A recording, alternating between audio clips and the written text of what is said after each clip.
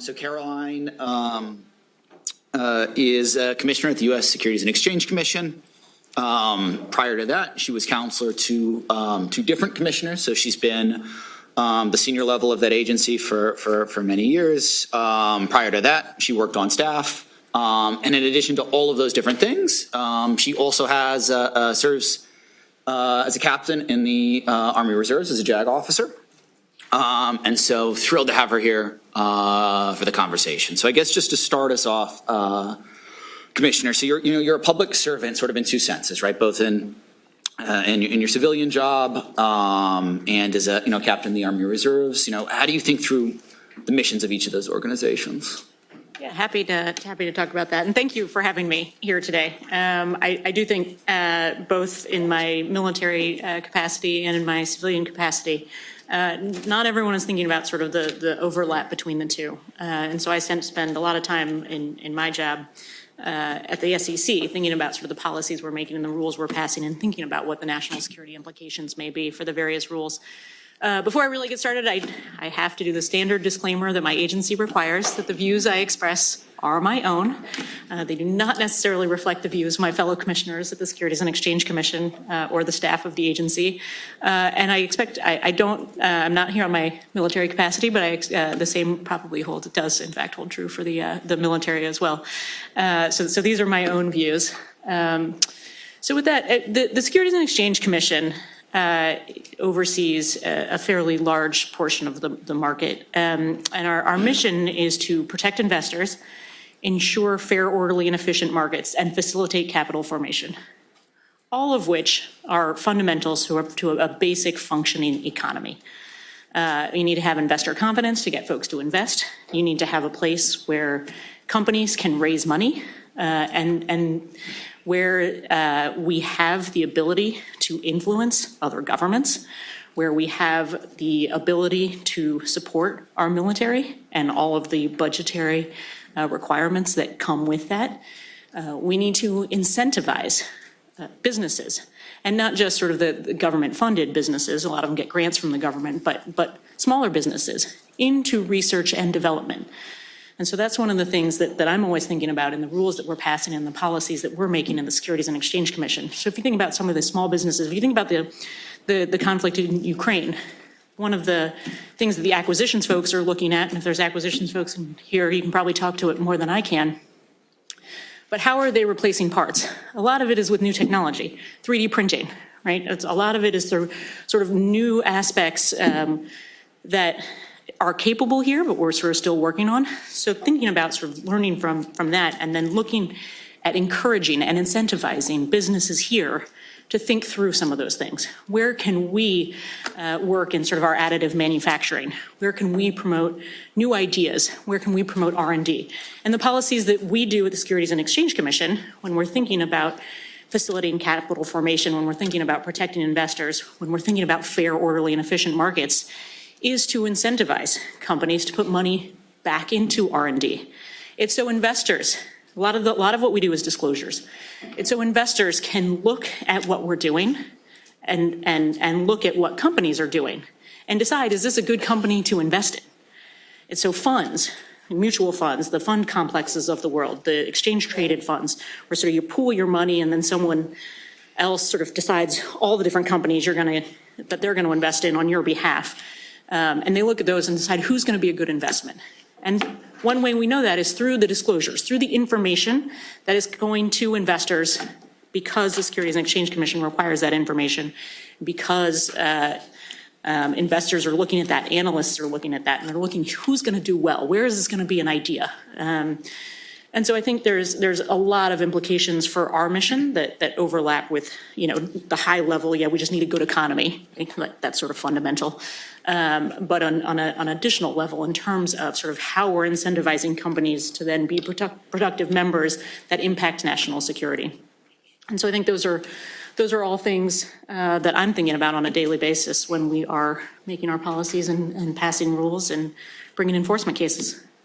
Yeah, no, that's great. So, being a commissioner is obviously a full-time job, and you supplement it with being in the Army. It's enough things, right? Like, are there similarities? Are there overlaps? Like, how do you see, does one help the other? Are there synergies here? Oh, completely. And I think one of them is the most fundamental one that for all of the military folks in the room, we talk about all the time. The people, your strongest asset are your people. And this is something you talk about both at the SEC and the military. And I think one of the things that makes the two sort of very similar, not sort of a national security perspective, but just you have some great leaders and they're fundamentally important. You can learn from some leaders that are not. We have people that do all sorts of different functions. You have sort of big ideas people who are coming up with that. We have folks that really just need to get the job done and have sort of day-to-day tasks that are so fundamentally important.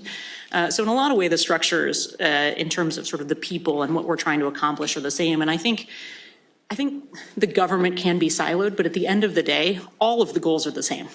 It's to protect our population, whether that's from sort of the traditional national security perspective or ensuring that the economy is one where folks can put away their money and have it grow, where folks can be secure at the end of the day. And so I see, a lot of the overlap and stuff I've already talked about, but I also see overlap in things like investor protection and making sure that our service members are ready, mission ready, and they're not, struggling to find a way to pay off debt that's debilitating to them, both the families and mentally.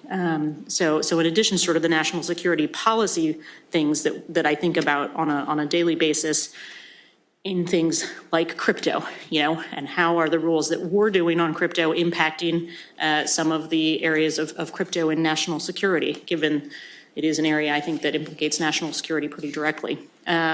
Things like how foreign agents may be buying companies in the US, whether they're near peer or just sort of other hostile actors. Buying up sort of interests in U.S. companies. That's sort of, there's that. But I think there's also sort of the investor protection mission, all of which I think are incredibly important for both. And at the end of the day, I think, again, all government agencies are working sort of toward the same goals, which is at the end of the day, sort of protecting our population.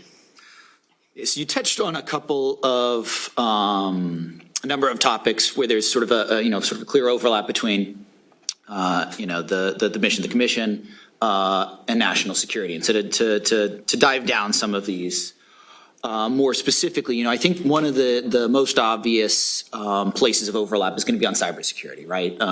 Clearly impacts companies. You look at the effects on companies when their servers are hacked, when data is leaked and the like, and then obvious national security implications there. And, the SEC obviously finalized rules on cybersecurity fairly recently. I don't know how familiar people in the audience are. Could you sort of summarize what the rules are and, what was the commission aiming at doing there?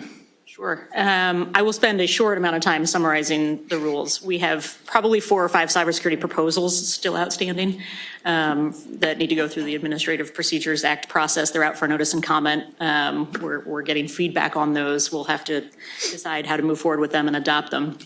We have adopted a public company cyber disclosure rule. So specifically for public companies that file all sort of the required documents to be publicly traded that any investor in the U.S. can participate in. So there's a difference between private companies and public companies. So here we're talking about sort of the requirements for public companies in the cyber disclosure rule that we just passed. And it does a lot of things. I can't remember exactly. It's probably 600 some pages. So I won't get into all of the weeds of it. Feel free to read it. Great bedtime reading.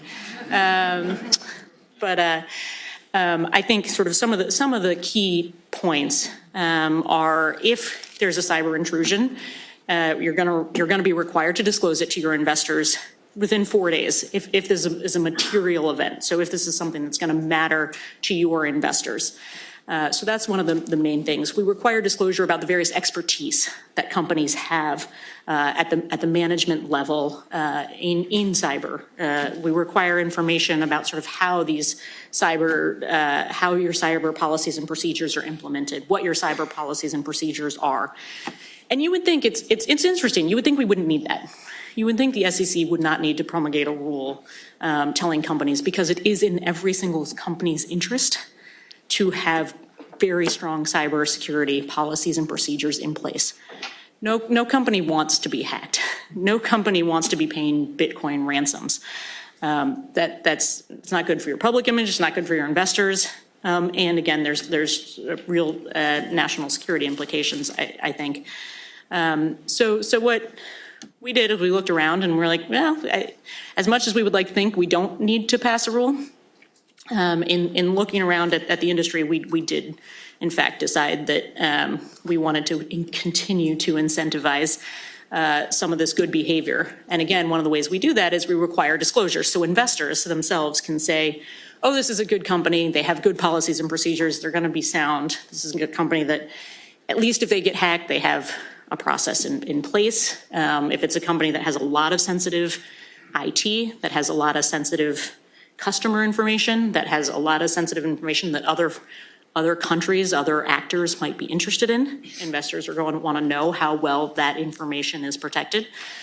And so we really put this in place to help incentivize those disclosures and those information for investors, so that they can make a decision, but also so that companies also have a sense of sort of what best practices are. They don't always know. Government standards tend to be fairly public in what is required and across various government agencies from an information protection standpoint.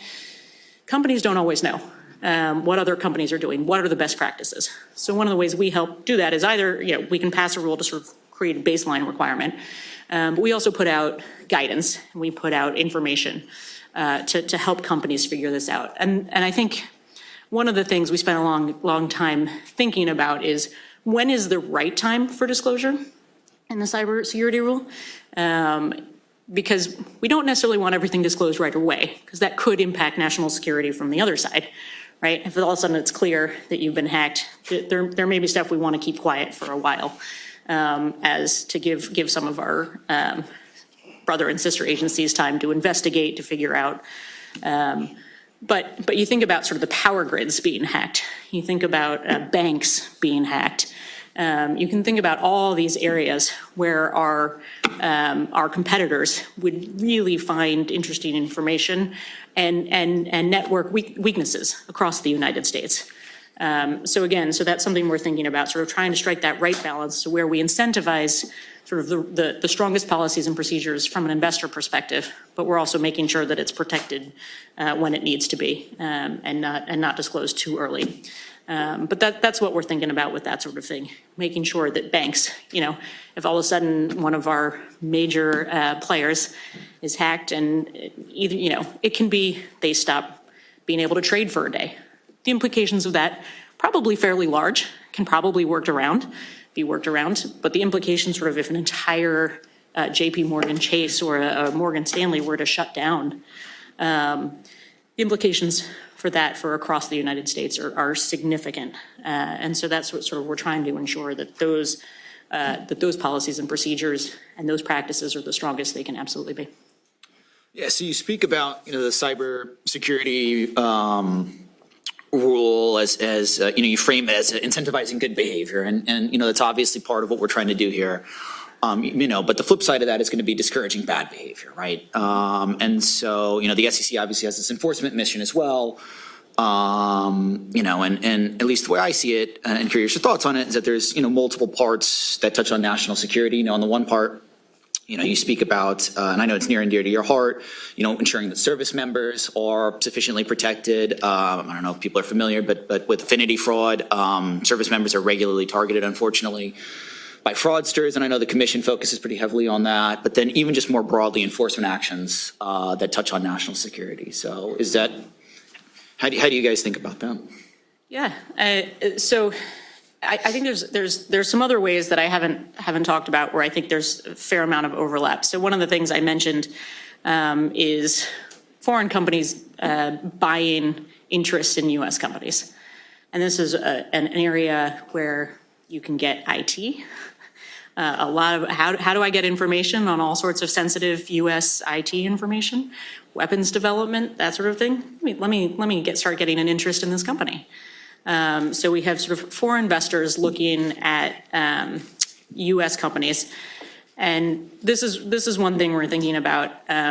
There's a vehicle called a special purpose acquisition company, or a SPAC. And the way these are used is essentially an entity that is not a public company. I talked about the difference between private companies and public companies. So you have an entity that is not public that wants to become public. It wants to have access to our markets.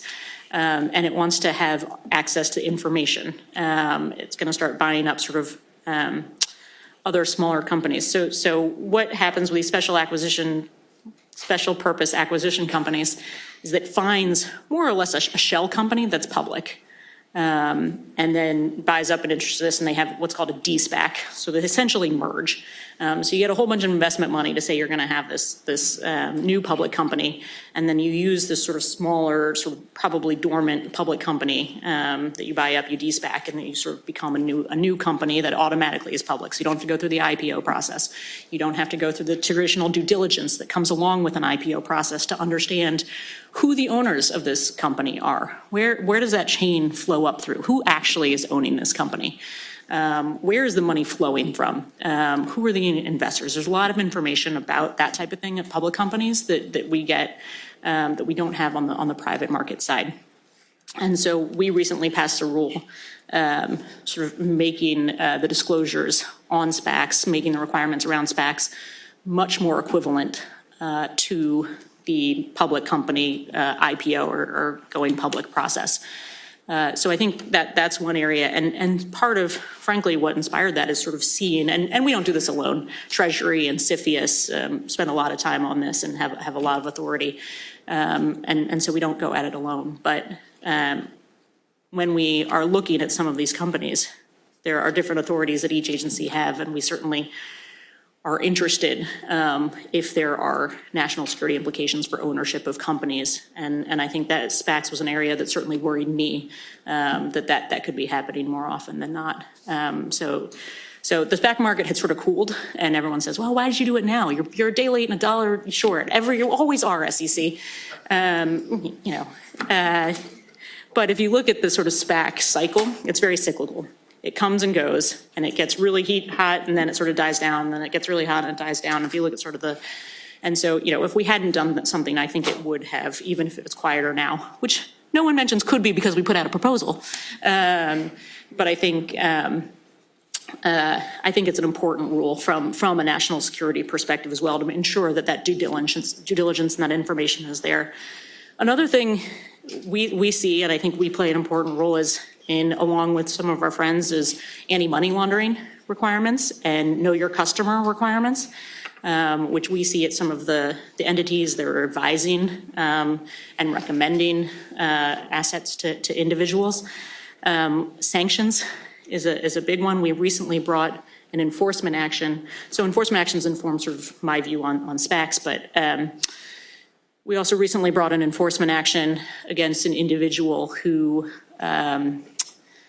was investing money for somebody with known Russian political ties right before Russia invaded Ukraine.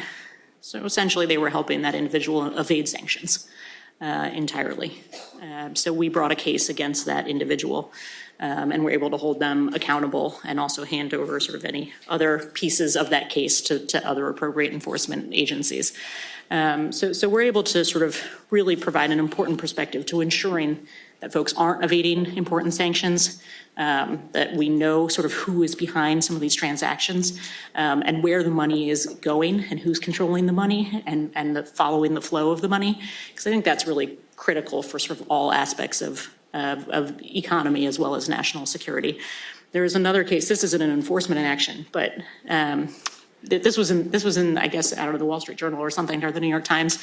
There's a Bitcoin mining facility in Texas that is being purchased by the Chinese pretty aggressively. And, sort of understanding, again, that's another piece of understanding the ownership of companies. And that's where I think we play really a critical role in helping sort of follow sort of that ownership structure and figure out who really is owning and operating and why a lot of these companies.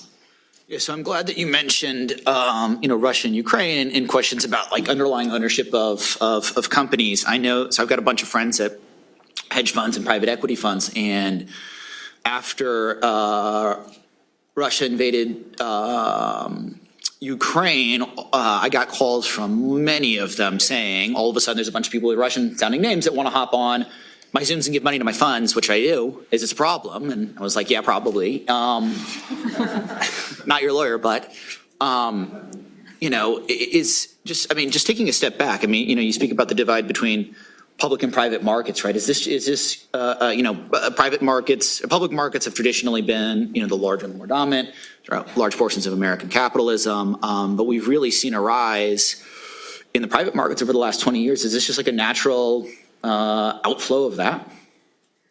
Well, I can get into a much longer discussion about public and private markets, but I think that probably won't be the most interesting for this group. But essentially, again, private markets do not have the same level of disclosure. And as a result of that, it doesn't have the same investors. I mentioned earlier that sort of anyone can invest in the public markets and stocks there's stocks and through mutual funds, which are regulated differently under law at the Securities and Exchange Commission. And then there's the private markets. However, you're choosing to raise money.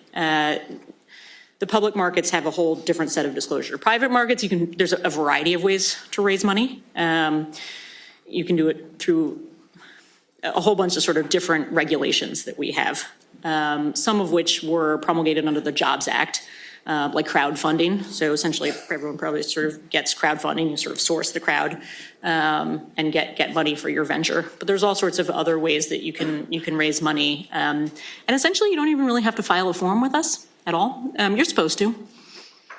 If you don't, our IG says maybe we should do something about that. But so far, you can raise unlimited capital through, as long as it's through what are called accredited investors. So investors that are allowed to spend in the private markets. And those are often folks, there's different tests for our different rules, but those are often folks with a certain amount of income and sophistication, because these are risky markets. These markets, the bulk of them really were set up in the 80s, and it was designed for small businesses. If you go back and look at sort of the legislative record and our rulemaking record, they were designed for small businesses, to help small businesses really grow and do the research and development and become public companies over time. But the exception, the way the rule was written to serve the statutory authority, is so broad that these can now just be as large as any public company. And the funding is there. The money available in the private markets is huge. But I mentioned the risk. And I think here is where we sort of get into some of the things that you highlighted. There's a lot of risk in these markets. I've spent many years looking at these markets. And we don't actually have great data on this. We have some data. But there is a lot of fraud in these markets. And because there is so much money, and because there are so few disclosures required for so many of these companies, it's really a place where you can use to hide money or move money around or be a fraudulent company and get exposure. Now, I'm not saying there's not advantages to the private markets. There absolutely are. And I think the whole purpose behind sort of the small business exceptions was a sound one and made absolute sense. But I do think there's a lot of money there. A lot of the businesses are not really real businesses, but you can move money around. You can put assets there. You can, and I'm talking about sort of the company side. There's also the private fund side. And I mentioned earlier sort of the issuers and the company side is sort of companies that have a business, have an operation, and are getting investors to buy stocks, to buy things from them, and then they produce something. On the fund side, you're sort of pooling assets and then having a manager of sorts sort of pick where they think they should put all of this money, with the idea that eventually this will grow, but it's more diversified than if you're just, say, buying stock in one public company. So there's also private funds. And the private funds raise a huge amount of money through the private issuer side, and then place it sort of where they think there's going to be growth. And one of the interesting things about that is, one of the things we've learned is when Russia invaded Ukraine, we started to get some disclosures about this. So we're starting to think about it from an investor perspective of who's going to be exposed to this and what is this going to mean? And what does this mean for the companies that have significant exposure? The exposure to Ukraine, as exposures go, was not that high for most of the funds. But we have a form called Form N-Port for anyone. And we'll get great late night reading again, Form N-Port. But you can get sort of information. But we learned we were getting it sort of a little too slowly and a little too late.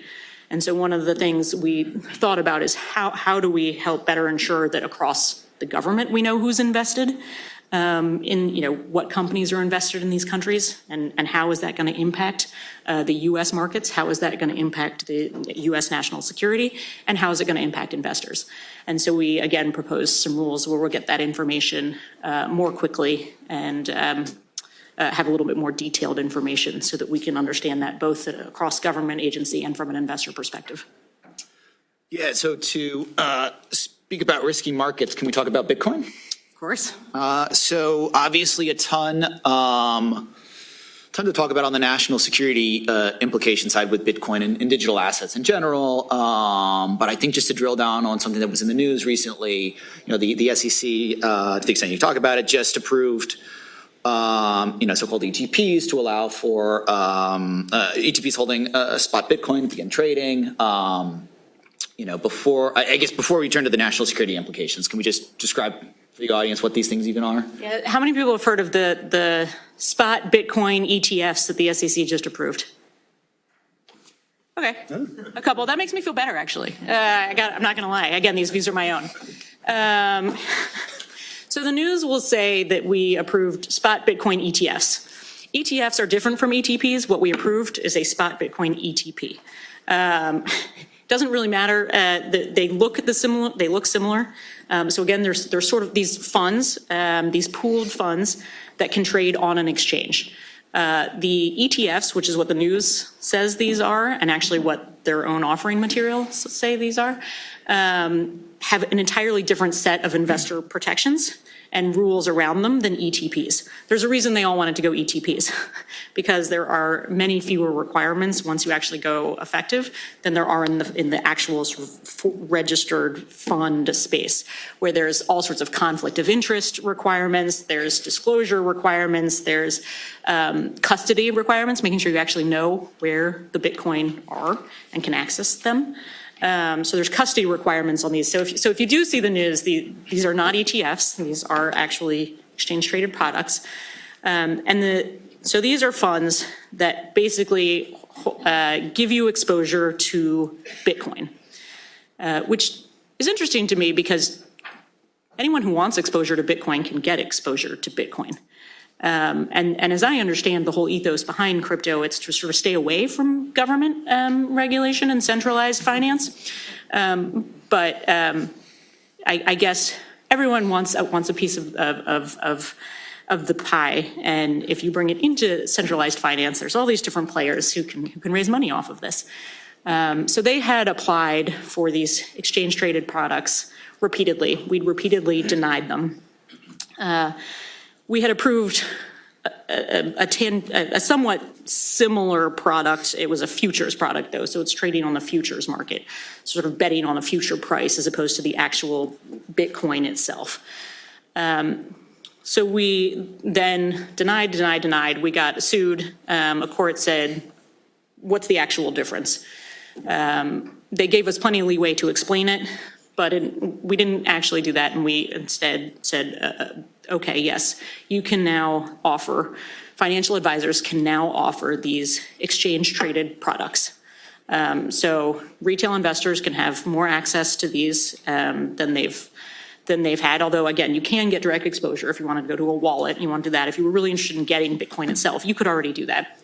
But it's easier if, an advisor handles all the sort of, in theory, the custody, all of that, and make sure that it doesn't have these conflicts of interest. So we approved For what it's worth, I dissented. I try to keep my dissents pretty short. That one's pretty long. So I dissented from the approval of that product. And I did for a variety of reasons, some of which are national security concerns. Yeah, for whatever it's worth, the dissent is fun to read. That's kind. If you like reading about correlation and. I found it fun. Can you speak about some of the national security implications? Sure. So I think I had investor protection concerns. So when we approve these products on the ETP side, we have to make a finding. The commission has to make a finding that these are in the best interest of the public and of investors. So we have to actually affirmatively make that finding. From an investor protection standpoint, with these going into sort of potentially retirement accounts or other type of sort of funds, I'm not convinced yet that there's necessarily that is at this point in the best interest of investors. But one of those reasons is sort of national security concerns. I think we've all read about some of the uses of crypto assets, whether that's paying ransom to companies for various hacks and sabotaging of systems, whether that's moving money around that's traceable, but harder in some ways than sort of traditional finance, because in traditional finance, you have know your customer protections, you have anti-money laundering protections in place, and we have those at all of sort of the different intermediaries. So the broker dealers, we have them at the investment advisors, and we oversee them, and there's other ways for other agencies to help oversee them. And so you have these protections in place to ensure that sort of nefarious things are not happening. And I worry that in crypto we've seen, one, that a lot of it turns out to be sort of, some of these crypto things turn out to be fraud. You lose your key and you no longer have access to the funds, but also that it's used for sort of other nefarious type behavior. And if you do if you do what we did, where you all of a sudden make this a much more accessible product, and you incentivize investment advisors, who are basically sort of folks advising on what to do with money, who are then going to get a cut of this, they're then incentivized to push this even more. Then you're increasing the Bitcoin market. You're increasing the liquidity in the Bitcoin market. There's way more than there were before. You have huge asset managers now all of a sudden with these funds. The number of Bitcoin required and the speed with which they're going to buy it to ensure that they do have the custody, I think leads us back into some of the problems we have, where it makes it much easier sort of essentially to launder some of the money, to evade some of the sanctions requirements. And again, some of the players in the crypto sphere are different and maybe not overseen the same way they are the traditional finance. And so ensuring that they are following sort of the sanctions requirements, the know your customer protections, who is actually buying and selling this. Is it an IP address that we can actually find a person for, or is it just an IP address in a computer? So all of these things, I think, give me real pause in introducing it to traditional finance and sort of expanding that pool of assets so significantly. If the commissioner is willing to take a couple of questions, anybody have any question? Nicole, what was your question? Hi, thank you so much. I wanted to know to what extent the SEC is attempting, should or does collaborate with other agencies in terms of harmonization or information sharing regarding cyber disclosures and reporting requirements. Pretty significantly. We have, it's government. So for those of you in the Army, our communication systems do not work with the Navy. For those of you in the active component, those systems do not work with the reserve component, ever. So I just submitted my board file. I couldn't actually log on to see what it looks like. I have no idea what my board file looks like. Hopefully it reflects somewhat of what I did. I don't know. So there are snafus. To use a historic military term. There are snafus, but that being said, we have very closely with DOJ Specifically, our cyber rule that we just proposed on the public company side has a whole process for how we work with DOJ to ensure sort of that we are sharing the information, that we're getting what we need, that they're getting what they need, that we're making judgment calls about when things need to be disclosed and when they shouldn't be. We have MOUs across the board with other federal agencies so that we can share information as necessary. I regularly meet with leadership in other agencies where we have discussions, we have briefings, so that we're sort of all on the same page about information we need to share, issues we're seeing, all of those types of things. Right there in the back. Yeah, so kind of expounding Kind of on the, identify yourself. oh, sorry, my name's Keegan Hicks. I'm a 3L at Wake Forest. Kind of expounding on the collaboration, what role do you think that state law should play in kind of protecting the national security, at least in the business realm? And if any, how does the SEC collaborate with the different states to meet those ends? Oh man, entire federalism class, huh? No, I think states play a very important role.